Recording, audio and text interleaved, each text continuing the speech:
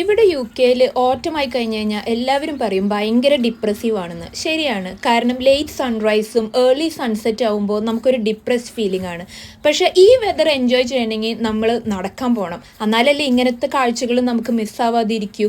ഈ ഫോൾ വന്നു കഴിഞ്ഞ് കഴിഞ്ഞാൽ ഈ ലീവ്സൊക്കെ താഴെ വന്ന് കിടക്കുന്നത് കാണാൻ ഒരു പ്രത്യേക ഭംഗിയാട്ടോ.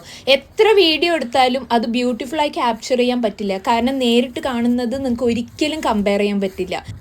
ഞാനും അങ്ങനെ നടക്കാൻ പോണ ഒരാളൊന്നും ആയിരുന്നില്ല. പക്ഷെ ഐവി വന്നതോടുകൂടി എല്ലാം മാറി. അവൾക്ക് വേണ്ടി ഇപ്പോൾ എവറി ഡേ ഒരു 1 hour നടക്കാൻ വേണ്ടി ഞങ്ങൾ പോവാറുണ്ട്.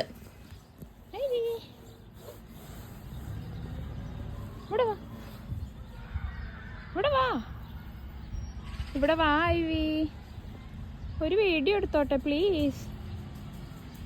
നിന്റെയൊക്കെ കാല് പിടിക്കണല്ലോ ഒരു വീഡിയോയ്ക്ക്. അവിടെ വയ്ക്ക്.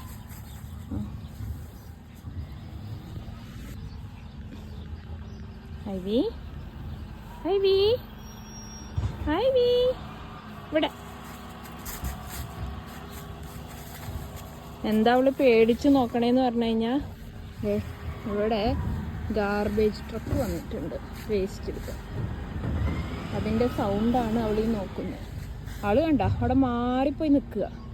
ഞാനൊരു വീഡിയോ എടുക്കാം, നല്ല ഫോൾ ലീവ്സ് ആണ്, അതിനു വേണ്ടി ഒരു വീഡിയോ എടുക്കാമെന്ന് പറഞ്ഞിട്ട് അവളവിടെ മാറി നിൽക്കുക.